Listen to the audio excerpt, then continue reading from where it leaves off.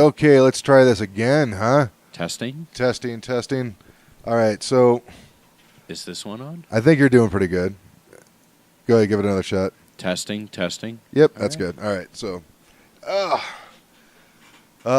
let's see. Welcome back once again. I don't know how many times we had this great conversation about the food industry, and unfortunately, one of the mics, this one, was not on. So we're going to try this again. It's going to be a little bit of a shorter episode because I'm sure Thor has other things to do today.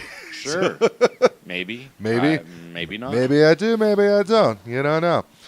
So welcome to the DisJointed Foodbiz. My name's Dave Germain. This is Thor Markey. What's up? This is the podcast where we're talking about basically the restaurant industry. This is something that I know a decent amount about. I'm not going to say I'm like the most knowledgeable dude ever, but I have been working it for over 20 years in many different positions, both front and back of house, with the exception of like an executive chef or a GM. Those are the only two positions that I hadn't worked at. And Thor has worked both of those positions. Both of those positions. So we thought, hey, you know what? We talk so much about the service industry and what we think the changes that we've seen. Like, let's do a video, man. Let's talk about this shit, and you guys could take part in that and as well. So feel free to say hello in the chat room, and feel free to subscribe and follow on the show. Mr. Divian, who is on Twitch as well, he tried to tell me there was a problem with the sound, but I fucked up on the chat pop-out window. So we were just flying blind. It's like a little slow. It takes time. It's basically like going to work and realizing like halfway through your shift that you forgot your pants. That's basically what it feels like. Or you're not scheduled to work. Yeah, exactly. Why are you here? Dude, isn't it your day off? And you're like, yeah, I just really support the restaurant. Whatever. Shut up. What day is it? Yeah. All right. Dude, I've had, remember the anxiety dreams where those things suck. I remember back in New York, I woke up in a panic because in this dream, I couldn't get pizza skins out to table 42, and they were all pissed off. And I woke up, and I was panicking even more because what the fuck am I doing in my apartment? Holy shit. And I actually called up my boss. I'm like, could you please do me a favor and let the table 42 know that the pizza skins will be there soon? And she's just listening. She's like, yeah, sure, no problem, man. It's like 8:30 in the morning. How many of us have nightmares of the printer going off? Oh, yeah. Oh, yeah. And it's weird. Yeah, and because you're asleep, you can't read anything because that's... no. So everything just looks like crumbled, and all you're like, who this fucking with a printer? Who's fucking with a printer? I'm trying to make some food here, and you guys, bunch of assholes. I work with a bunch of 12-year-olds, I swear to God. Wake up in a cold sweat. Wait, what's going on? Yeah. If you ever get the chance, I don't know, like lucid dreaming, where you realize that you're in a dream and you've got maybe a short amount of time before your brain starts to wake up. But you can control reality at that point. So there's times where like I'll be dreaming like everybody's mad at me and I'm like, really? And then all the tables lift up about 5 feet and smash to the ground. I'm like, oh, I'm sorry. What was that you said? I'm like, I'm dreaming, motherfucker. I ain't got to do shit for you. Is your soup okay on the floor? Yeah, exactly. Nothing wrong with that. You got to keep control, man. Got to keep control. Yeah. Well, you're supposed to anyways. I've been known to do some pretty shitty things to customers as well as employees in the past. Nothing I'm proud of, but you know. Well, there's probably some I'm proud of. Yeah, they deserve some that are really, really like. There was one time this guest was complaining so much. They always complained about their food, their takeout and stuff because they always wanted something for free. Yeah. And I wish I could have taken a picture of the look of their face when I took their food and I threw it in the trash. Oh yeah. And I'm like, no, you don't have to pay for it. See ya. Have a nice day. Bye. That's right. But I want extra. When was the last time your electric company gave you extra for nothing? Yeah, Get exactly. the hell out of here. The fuck out of here. So, what? Off subject. Off the subject. Yeah, we're just like, I swear I didn't want this show to turn into like another thing. Yeah, well, that's all good. One of the things that we've been talking about lately, obviously off camera or half mic'd on camera, is that the way the service industry has changed, or restaurant industry has changed quite a bit, mostly in the past year due to ordering apps like Uber Eats, DoorDash, Grubhub, Postmates, Amazon's doing it. There's Yelp's trying to do it, and what I'm hoping the Yelp one fails miserably. Well, it hasn't done that well in the locations I've seen. Oh, So. dude, I'm so glad that they're failing because nothing has hurt the restaurant industry more Than Yelp. Than Yeah, I agree with that. You guys are making money off of spreading misery. You and Mark Zuckerberg are just a bunch of twat waffles is the best way I could put it. So one of the things is that what I feel that the way that the ordering apps were sold to a lot of these restaurants is that if you the people who are going to order from you. By the way, actually, I know there's a lot of people out there who might watch this show from all over the planet. Occasionally, I get hits from like the Ukraine or Do they have China. these apps? I don't think so. That's why I thought we should probably explain it. Okay. So an ordering app is something you use on your phone. Basically, it's like you're just ordering from a restaurant. Like in the past, the only two types of restaurants, let's say 10 years ago, that you could order or get takeout or delivery from was either a pizza place or a Chinese food restaurant. Yeah. Right now, with these ordering apps, you go on Uber Eats or DoorDash or whatever, and you can get Cheesecake Factory delivered to you. You can get Olive Garden. You can get Outback. You can get Buffalo Wild Wings. All of the restaurants Anything and you stuff. want. Right. And I think the way that it was sold to a lot of these restaurants is that, hey, the person who orders from you on a Monday or a Tuesday is the same people who are going to come into your restaurant on a Friday or Saturday. It's going to increase sales, and you're going to make a lot more money. And holy shit, has that not been happening? Not at all. Not at at all. And now that's granted, I'm just talking about my experience from the restaurant that I work and the restaurant that Thor works at. But if you guys, anybody who's listening to this, if you're a GM, an assistant manager, Regional anybody, owner, yeah, I would love to drop hear. a dime. Drop a dime. Let us know, man. Well, I'm curious to see because I don't think it's having the effect that the desired effect that anybody wanted. Oh, definitely not. Yeah. And I don't think the guys who made this app were like, this is how we destroy all the restaurants. I don't think that's what they were doing. No, not at all. They're thinking it's another way to increase and make money or whatever else. And there's like Postmates actually takes it a step further. You don't even need the app. Postmates will call up, make the order for you, even though you're doing it online, to a place that doesn't have the app or the tablet or whatever else that doesn't use them. Then they'll show up and pay with a Postmates credit card or whatever else. So you don't necessarily have to stop at a place just because they're not using that service. We explained it before, as a business owner, you think, oh, wow, I did, 1,000 more in to-goes with these apps, but you're paying out anywhere from 15 to 30% depending on the app. Right. And, you got to figure, okay, say you made $1,000, you got 30%, and then I got another 22% in labor in the back of the house, another 13 in front of the house because you have a hostess or to-go person put it together for you to set them up, and then you got your anywhere from 18 to 25% food costs, which if you're running 25% food costs, you shouldn't be in the business. Right. And then you got your overhead, which who knows, depending on, what rent and whatever else is, that could be another 40%. So how much money are you really making? And yes, your brand's getting out there. Yes, more people are using it, but they're not coming into your location. So it's hurting your service staff, your front of the house staff, your back of the house staff.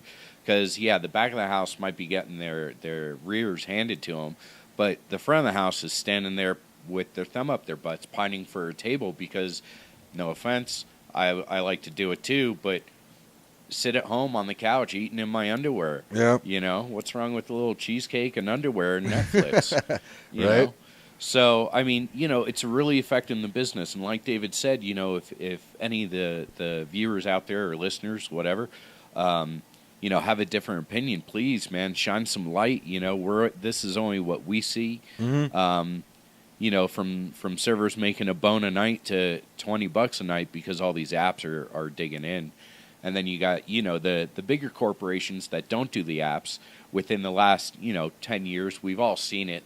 Chili has the takeout door or Olive Garden and Outback. They all have the takeout, parking spaces, whatever else. I mean, they got to be losing a percentage of sales as well. People will still go out to get the experience to the big boys because that's what they know. Let's face it, you dig with what you know. That's probably why, Tide has been so well known throughout the years. Mom used it, screw it, I'll use Tide. The same thing with religion, apparently, usually.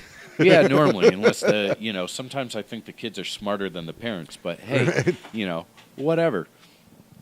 It's just the way it goes, and it's not necessarily that, the sales look great on it, but on the back end, as far as your staffing issues and stuff like that, you're going to lose. You're going to continually turn people, whether it's a great place to work or not. Yeah, and that's one of the things that, by the way, anybody who's a musician or any type of performer, I think you've probably already realized what the pitch was, right?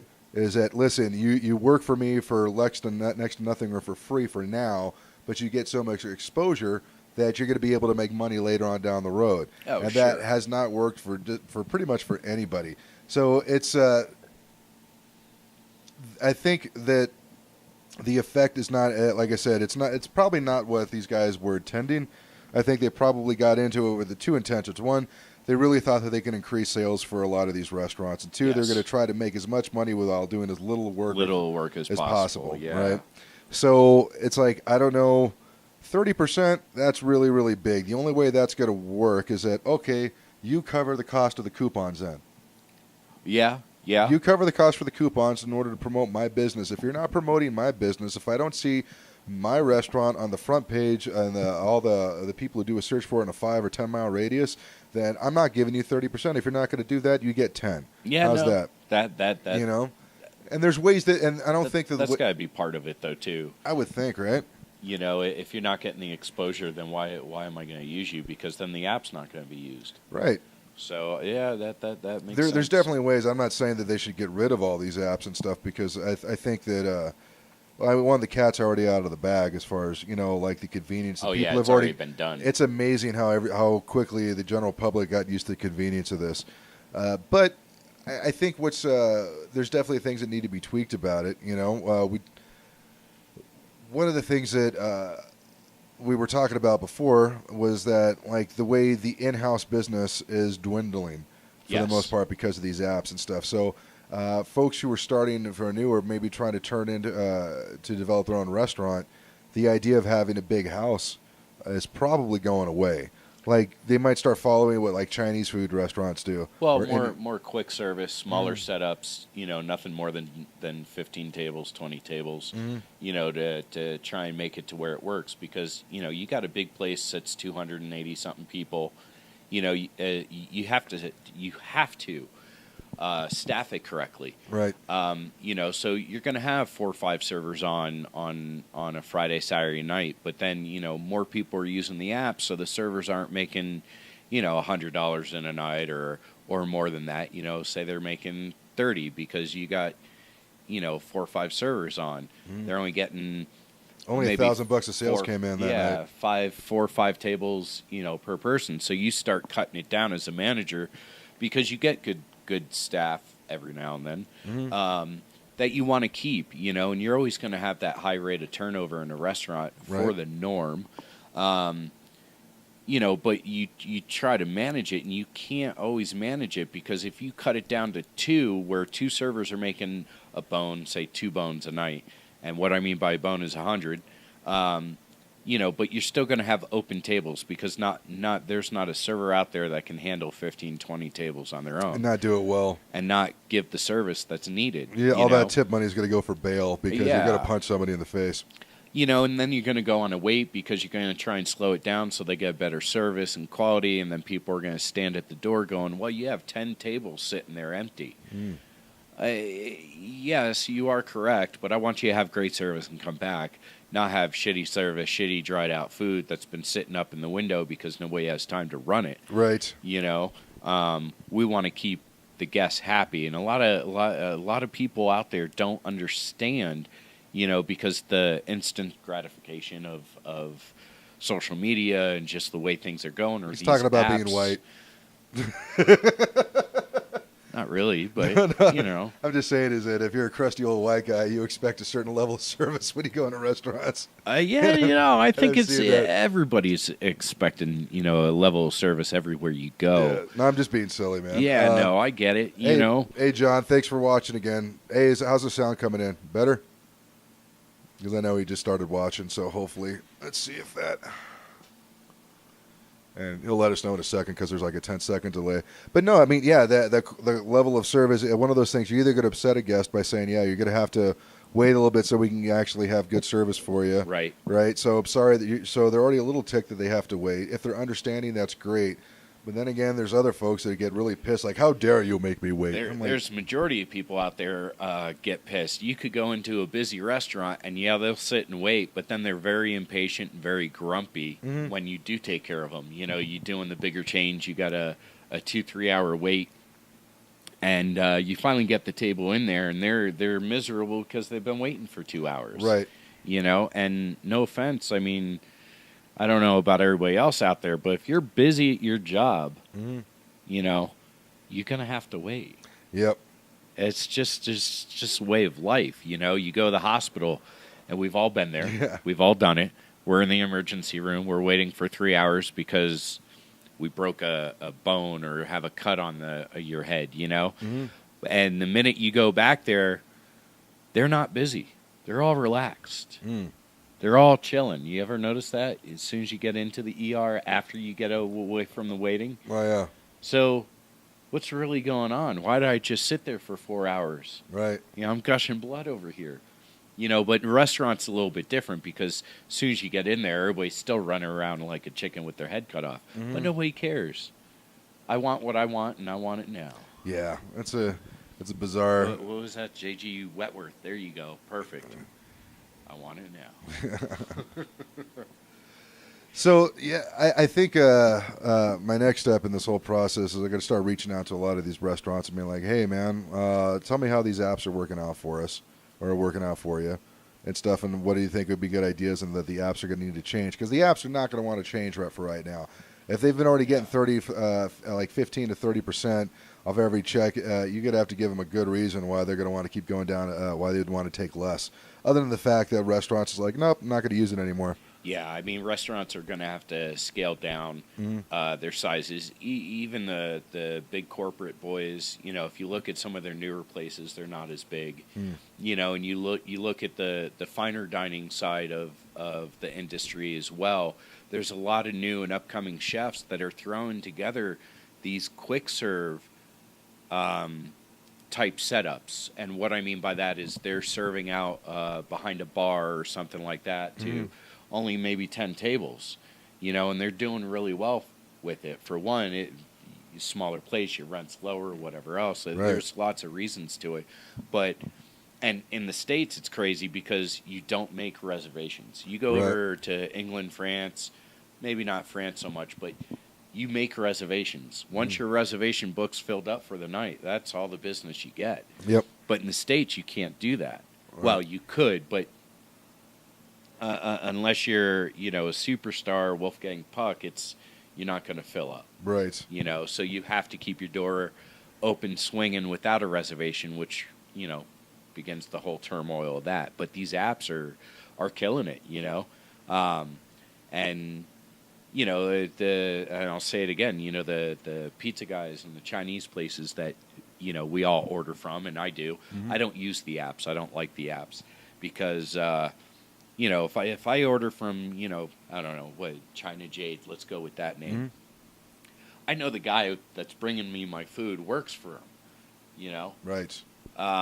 Where everybody else, you know, you using the apps, these guys showing up shouldn't be delivering food, let alone touching my food. Right. You know, and that's my big reason for not using the apps. That and because I work in the industry and I see the repercussions of these apps. You know, it's funny. So many people are out there. They want a certain look. They want a certain type. They you know, when they go out to eat, when they go buy a car, you expect a salesman to be a certain type of person. Totally. You know, you expect the pizza delivery dude to be this. Same things portrayed throughout the movies. This kid that's always wasted. Hey man, here's your pie. You know, but now I either want a high teenager or a divorced man in his 50s delivering my pizza. Those are who I want. And that now you're getting guys that haven't showered or dressed, you know, even the part, showing up in Birkenstocks, driving your food around, and who, you know. I'm surprised it hasn't happened yet. Although, why doesn't my burger smell like patchouli? I'm like, dude, it didn't when it left the restaurant. I can promise you that. And these apps don't set standards either. Where No, like really. Uber or Lyft, your car has to be cleaned. You have to be presentable. Right. It's given a career to these guys if it becomes a career. I don't know how these apps will last long term. Right. To be able to just be dirty and nasty and lazy and whatever else, and people are taking this and being okay with it, so it's two-sided coin, I guess. I can believe that. Yeah. Well, it's weird. Even the whole idea of the whole everybody becoming an independent contractor now. Oh well, yeah. Right. So, which by the way, there's these apps have really, especially the driving apps. Not so much the food apps because those ones aren't as lucrative as the driving apps. But let's put it this way: all the CEOs and regionals out there and the VPs, maybe cutting benefits wasn't the best idea to keep employees. You sure? Welcome, all of our good employees have left and told us to go fuck ourselves. Don't they know that we're the boss? Yeah, they can go make the same amount of money, if not more, someplace else. Like there was. I remember the last place I worked at, and hopefully my friend Paul will be on the show. So he's working at a breakfast restaurant now. Yeah. So I don't know when that's going to happen. Oof. But at one point, like this guy that there was like a server that we really, really liked, but he just decided to peace out and be like, nope, I'm out of here. Just decided, stop answering his phone, just stop showing up. And somebody was like, what's wrong with people? How could somebody do that today? I'm like, well, what reason does he have to give you a 2-week notice? Or to give the restaurant a 2-week notice? Out of respect or kindness, that's about it. Other than that, there's no reason. Or pride. Could be that too, but he's not going to use the plate. This is another weird thing, is most restaurants, you can't because there's been some asshole managers who really want to lay into an ex-employee. Sure. So now it's corporate policy, a lot of places, to not even say that, like, I could say that they work there, but I can't put them down as a reference if they were good or bad. Yeah. You know? No, definitely. And with all the privacy acts and whatever else, mm-hmm. and you can't discriminate how I work, really doesn't kind of make sense. Right. So as a result, because I'm not going to be able to use this restaurant as a reference, and I have no vacation time, there is no benefit coming to me. If I'd have to forget that I'm a human being that cares about other people, but that's pretty easy to do in this business. Well, yeah. But there's no reason to actually give any type of respect or consideration to a restaurant that you're trying to leave, which sucks. It's not right.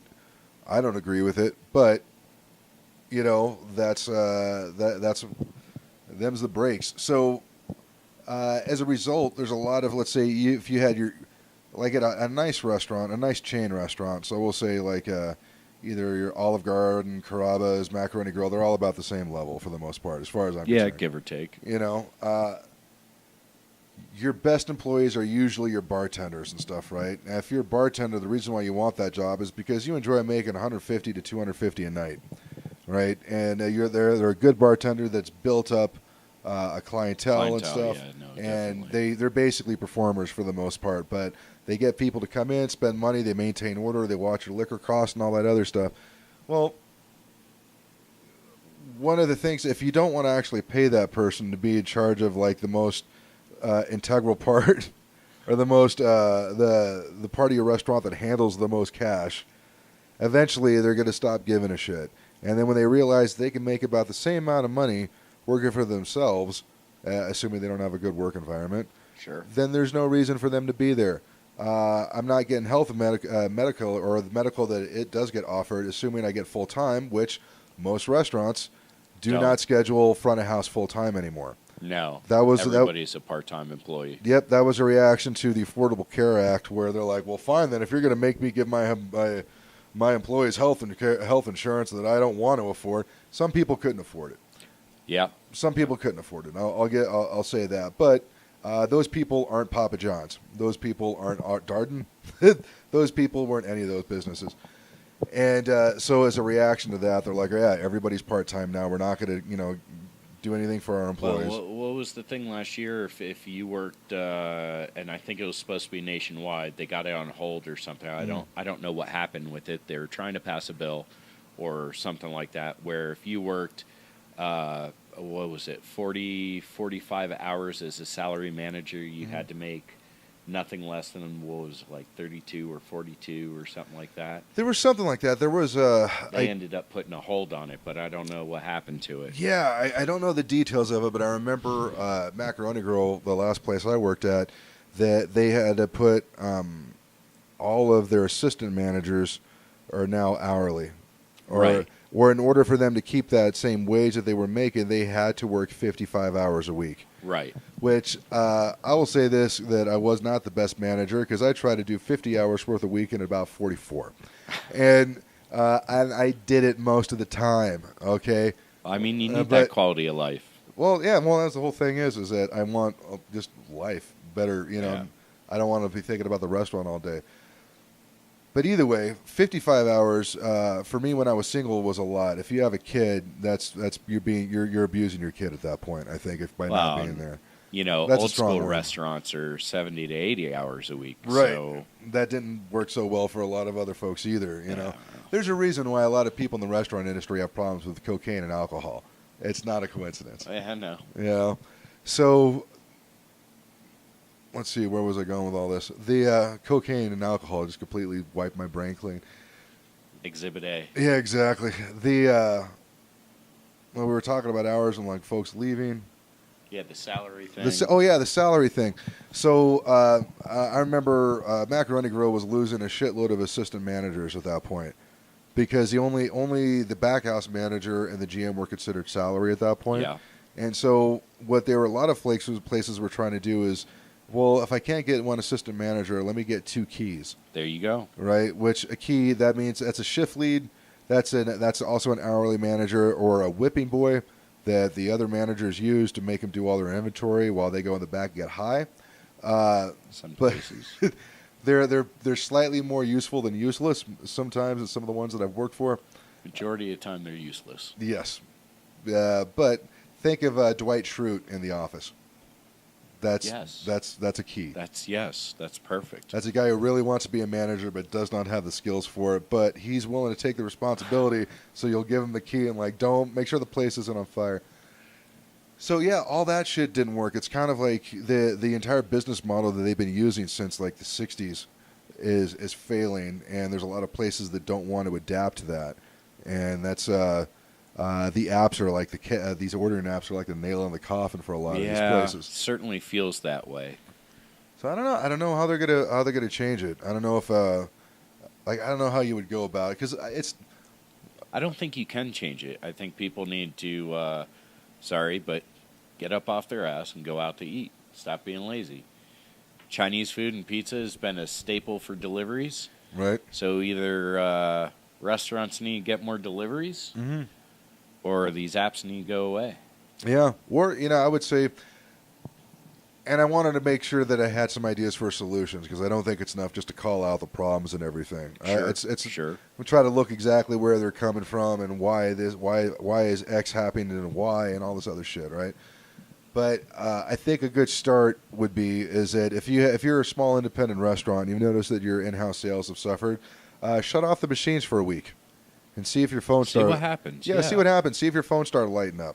Right? You weren't making that much money off of those app orders anyways. So yeah, you are going to take a little bit of a hit. But see if some of your in-house sales start to come back. Or let's see if you're a takeout. The folks who are calling in starts to increase. See if your loyalty increases. Mm-hmm. Because maybe they figured out, oh, you just started the apps. Why do I have to come in now? Right. If they really like your food and your service, they'll come back. Mm-hmm. And if they don't, then it's not the app's fault. That's still, that's an in-house fault. That's an in-house fault. Ultimately, at the end of the day, you're still responsible for putting out a quality, consistent product, having, good service and stuff like that, and, and food at a sensible or reasonable price, I would imagine, depending what kind of food you're trying to do. But, yeah, it's definitely, I would say that there's definitely needs to be kind of like a course change when it comes to this. I don't think this shit's working. Yeah, I don't think it's working at all. And maybe some of it has a lot to do with pay as well because, I mean, let's face it, there's not a whole lot of people that go, hey, you know what? I want to be 40 and deliver Chinese food. Yep, not a lot of. The only people that do is folks who've. I Got something else going on. Yeah, exactly. Or I mean, I do that as well, right? But my whole thing is that I don't. I'm not. I don't. If I'm going to take responsibility for something, I want to be compensated for that responsibility that I'm taking. So, which is one of the reasons why one of the reasons I stopped doing management was just like, okay, the responsibility that you want to give to me is not worth the compensation that you were trying to pay me. Pay me, sure. So, yeah. like, if a place like, I'll even say it, HMS Host, the air that runs pretty much most of the places in the airport, right? Or the food service in every airport. Well, if you guys want to start somebody off at $35,000 a year, which is what you did about 8 years ago, right? While if in different parts of the country you started folks out at 55 or 60 for the same job, for the same amount of responsibility, because you were trying to save money, then I'm like, no, this isn't worth it to me anymore. Well, and different living expenses, whatever. So if they can save $20,000 because it's cheaper, then why not? Yeah, and also I'll take responsibility for my own actions. See, guys, this is how you do it. You take responsibility. Learn how to negotiate. Yeah, exactly. That's what exactly I should have done. I didn't know my worth back then. That's true. I honestly didn't know my worth. So I don't think a lot of people know their worth. Right. So now if I were to go into management, I would say, listen, you're going to see a 10% increase right off the bat in the first 3 months. And then after that, I'm going to change your front of house staff and stuff. And then you're going to start seeing more increases for all this other stuff. This is one of the things I'm going to do. I'm going to do this. I'm going to establish this, and this. This is what I've done consistently. And this is what you're going to, this is what that's worth to you. And then you can negotiate it from that way. But okay, so but how do you increase a restaurant sales by 10% if you're running the restaurant? You're not getting out doing sales. Other conversation we had the other day. By the way, hey, if you have a sales department and they're not creating sales, then there's no need to have that department. That's true. All right? It's really simple. I don't care. This is one of the things I also discovered. This is more slightly switching gears here, but there's people, like, you could be friendly with your staff, but you run into weird territory when you actually become friends with your staff, because if both people don't recognize that line between boss and employee, then majority of the time, yes. Yeah, and then what was it? Familiarity breeds contempt. But on top of that, like, I'm sure there'll be places like maybe the boss, he really likes the sales department because he loves hanging out with them and talking to them. He doesn't have the heart to tell them because he cares about them. Then, like, hey, they need to produce. You need to produce. I was just wondering, because I have all these employees and they're saying they can't pay their bills, and I pay people to actually make sure that that doesn't happen. Yeah. And so, what's going on there? So, but yeah, I didn't know my worth back then, and it's. That was on me. Nobody ever knows their worth, and they don't take criticism well. Right. Same thing with the calling up and giving references, whatever else. You're not allowed to tell people how they are. Right. So how do you tell the actual person how they are, where they need to improve? Exactly. It's almost like you got to learn this on your own, which is kind of FOOBAR. Yeah, when it comes to management or leadership, for the most part, I mean, granted, I guess if you're in the military, there's ways you can learn. I mean, there's a book on how to be a leader. Yeah. Yeah, there's a guideline of what you need to do, right?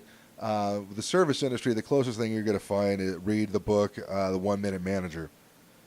That'll give you, that's a good start, but you're basically just going to start learn by trial and error. But for the most part, the training that the company will give you is, here's how you open the store, here's how you close the store, this is how you take the inventory, these are the numbers to call if there's an issue. Yeah. There you go. Yeah. Don't forget to count the safe and don't lie about it. Right. Yeah. No, actually do the walkthrough. Do the walkthrough. Yeah. Yeah, but you getting in sales, there's things you learn. The more people you hit, for every 100 you might get a sale. Mm-hmm. So same thing in the service industry. If you're trying to upsell things to increase your check size, increase your tip size, and you're only mentioning that one item to every other table, or you get so busy you forget about it, some of the increase and some of the money that you produce or the revenue that you gain is only done by the workload that you're able to do. So as a salesperson, get up off your butt, get out of the office, and go talk to people. Say hi. Be like, hey. Take a shower. Try it. You know, so it's not expensive. There was a little. You even get body wash now. It smells lovely. Exactly. You can use it as shampoo too. There's like so many ways to do it. They had a movie been that long ago. One of the bigger actors did. It was a disabled salesman. I don't remember who did it. It was like Tom Hanks or somebody like that, you know. And it was based on a true story. And he was a door-to-door salesman that was, I can't remember, he was autistic or something like that. And he repeated his steps throughout the years, eventually becoming, I think, one of the better salesmen that anybody's ever known because he kept doing the same things over again, which is the basics, talking, saying hi, whatever else. Eventually, you're either going to wear them down or they're going to start liking you or they're going to like your product and take it, you know? And it doesn't matter what industry you're in, whether it's restaurants, car sales, even if you're a doctor. I mean, you know, if you don't connect with the person you're talking to, there's no point of even talking to them or being in that industry because you're never going to make enough. But, what do I know? Yeah, exactly. That's the whole point of this show is that, you know, we think we know stuff. And I think we got some good points, but I'm sure I would need comments or some feedback from other folks who are also in the industry, maybe some positions higher than us, and say, hey, idiots, there's a reason why we're not doing it this way. You know, I would love to hear that. I think a lot of folks, I think there's a big distance between hell from the regional and then just your hourly employees. You know, well, granted, all the way up the line to the president of the company. And by the way, regionals don't have it easy either, even though like they get the brunt of hate from all the units.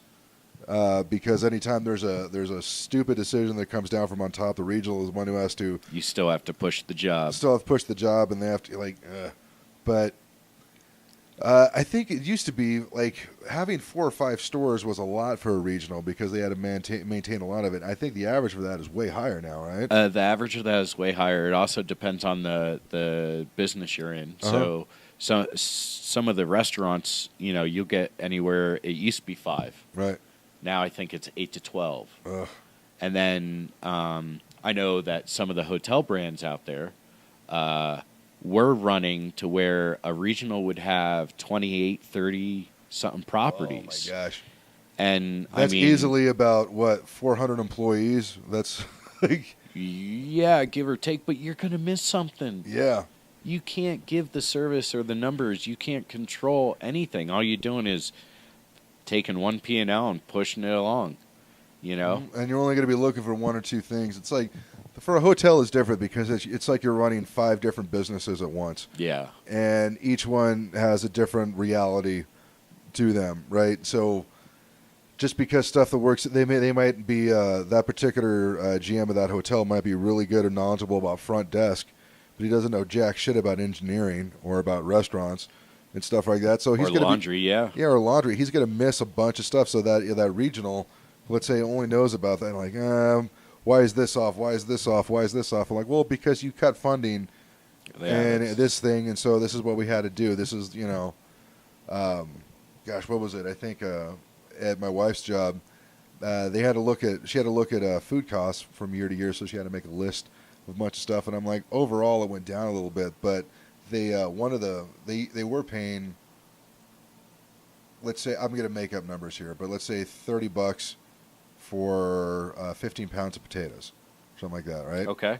So that's where they were doing that. But then now that was last year. Then this year they were paying $30 for 5 pounds of potatoes or something. The reason for that being is because the year prior they decided to use a cheaper potato to save money. But then the QA inspectors came in and say, this is not our standards. Sure. This is what our standard was, you know? And so now somebody's going to go like, why are we spending so much money on potatoes? Why are we doing that? Or can't we save money there? Well, and then you have price fluctuations and whatever else caused by droughts. And so it's a racket. But that's the whole thing is like, if that person doesn't understand like the regional doesn't know shit about the restaurants, which most of them don't. In hotels. Yes. Then they're just going to come down on the shit will roll downhill, and they want to protect their jobs, and the VP wants to pretend like he knows what he's talking about. Same thing with the sales for the hotels. You got 4 salespeople. None of them are going outside, and they're just running the status quo. They're not really increasing anything. So, and like we said, no regional, no president. What's the show? The Undercover Boss. Yeah. Great example. Half of these presidents of the company don't know what's going down on the lower levels, and then they see it, and all of a sudden their eyes are open. Yeah. But what happens a year later when they haven't gone back down to that level? And they're missing all the levels in between too. So exactly, you see it in every business. It's FUBAR. Yeah, That's all there is. There's when it comes to any type of business, but I'll only speak about the food service industry because that's the one I know the most about. There's 2 aspects of that are very important. 1, how much money that you bring in, and 2, how much money you keep. Right. That's it for business. That's it. Yeah, pretty much every business. There's a lot of people that are on the higher up that they got there. One, because they are intelligent, they got skills and stuff, but they're way better at keeping money than they are making money. And there's always a place to make another cut, which means that if, in their eyes, that they're still doing a good job because, look, I keep finding ways for us to save money. Yeah, do you know how to help us increase revenue? Because you've cut our floor down or your front of house staff by 50%, so now we can no longer bring in the numbers that you were expecting from a couple of years ago. Absolutely. So that's not going to happen. Well, and they don't want to hear that. They're just like, well, you guys need to look at my plan and actually fill it. Have you actually done my plan?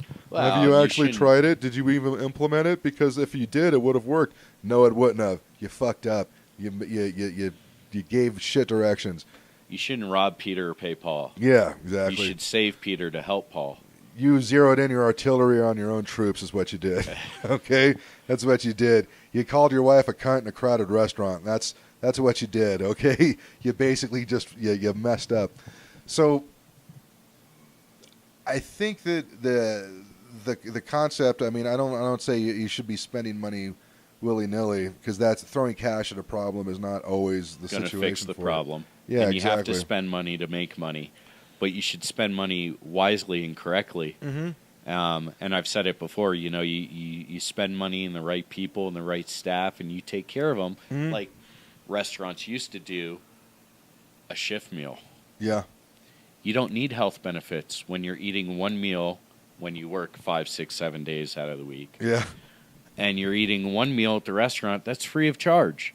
Think about the money alone that you save on groceries. And it wasn't like it was a huge benefit or perk, but it was nice. It's oh man, Macaroni Grill would only give you 50% on any item, right? For the most part, excluding like the steaks and stuff. Hey, that's really nice. Your entrees are $17 fucking, right? All right, I only made $20 on a lunch shift, you moron. Do you think I'm going to spend money here? No, I'm just going to steal from your kitchen is what I'm going to do. Or I'll just start grazing, which folks who don't know what that means, basically I'm just eating a shitload of crackers. I'm taking soup out of the soup French fries and stuff. Maybe I throw in a couple of cheese sticks. Yeah, you just basically start picking food here and there. And that after a while, that does. If everybody's doing it, then holy shit, that's going to affect your food cost. Oh, yeah, no, definitely. You'll notice it in your cheese sticks right away. Out of curiosity. Chicken fingers. Yeah, that's another one. Man, I had a good habit of always walking the line, always checking underneath. Hey, did I leave something here? Hey, out of curiosity, why is this chicken parmesan down here? Sure. Out of curiosity, why is there 5 Philly cheesesteaks? Did you guys? What's going on here? And it's always hidden behind something. Yeah, exactly. Yeah. I know. Yeah. They know it's wrong. We know it's wrong. But hey, I also understand why they do it sometimes. Yeah, where it's I do too. There's a difference between somebody who's really hungry and then I noticed that there's always 5 pounds of beef missing. Every other Friday when that's a different story. People steal for different reasons. That's actually an important realization.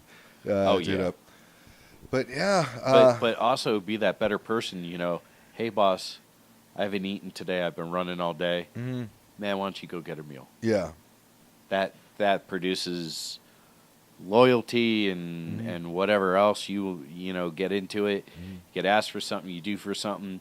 You rub my back, I'll rub yours, whatever you want to call it. Right. And so many businesses have gotten away from that. Yeah, it's like, why? We could save money, right? We could.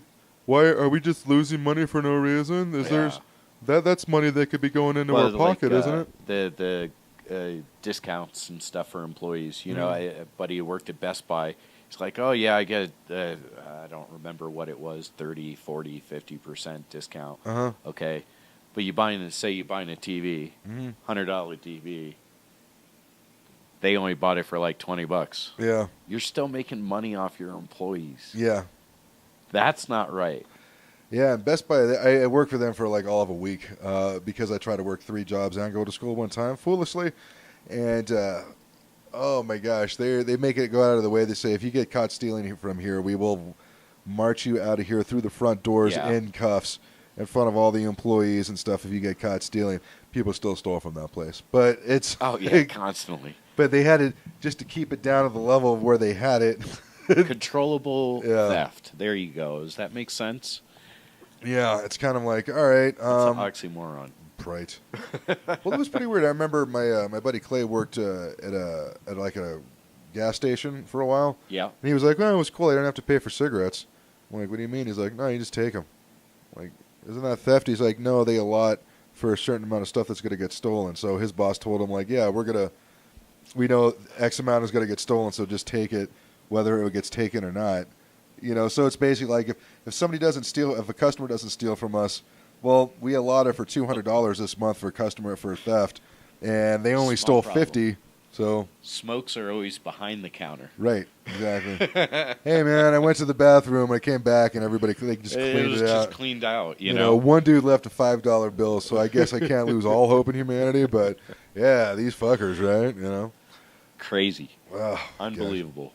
Well, I think what I'm gonna do is I'm gonna share this video or this conversation with a lot of folks like the Culinary Institute, a lot of the newspapers and stuff like that, or a lot of restaurants. I'll hashtag it or at like dark. See if they'll put it on their pages and stuff like that. Oh no, they're not going to want to do that because I've been criticizing the fuck out of them this entire time. But that's true. I would love to hear your thoughts on the ordering apps and stuff, and see like maybe we get a little bit more conversation going on, and maybe we all find a better solution for all this stuff. Because like even if, let's say, great ideas come from everywhere. Yeah, exactly. Let's say, even though I know they don't feel this way, but let's say even these ordering apps, even if they were nefarious, total monsters who want nothing but to reach their hands into your pockets, take your money, and then laugh at you as they're pouring sugar in your gas tank with all your money, they know that if your business goes under, then they don't have 35% of nothing is still nothing last time I checked, right? So I'm sure they don't want you to go out of business either. So I know there's got to be a solution for this, so that way everybody can get well. And I don't know. We'll see. We'll see what happens. We'll do another one of these, hopefully, if you're up for it. I'm always up for it. Man, these are always so fun. It's better when we actually have the sound up. That's great. It helps. Yeah. It definitely helps. Big thanks to Mr. Divian on Twitch TV, man, for dropping in, saying hello, letting us know about the sound issue. Glad we got it worked out. Still had a great conversation. It was good. This is the second one. The first one, I was a little bit more snippy towards certain parts of the industry, so this was probably a good idea that it worked out. It was a smoother rotation. Yeah, exactly. So if you want to follow me at DisJointed Films, man, that's me on Twitter. That's when I let know when the next live episode's going to be, whether it's my Sunday night show that I have on The Artist Way, Sunday nights on the Stoop, or any of the various interviews that I have with fellow artists and comics and stuff throughout the week, or the DisJointed Foodbiz episodes. If you want to listen to the audio of this podcast, it will be up at disjointedpod.com. And you still don't have a Twitter thing yet, right? No, still at some no point, Twitter if this people actually start watching this, you're going to want to get a Twitter. Maybe. You're going to. I don't just like have a picture of your talking to bicep, people. and you'd be like, it's not that big yet. yeah, okay. Well, you can put a picture of something else then. Thor's hammer will be on there. Yeah, exactly. All right, guys. I think that's enough for the food biz. I'm Dave Germain. Thor Markey. You guys have a great week.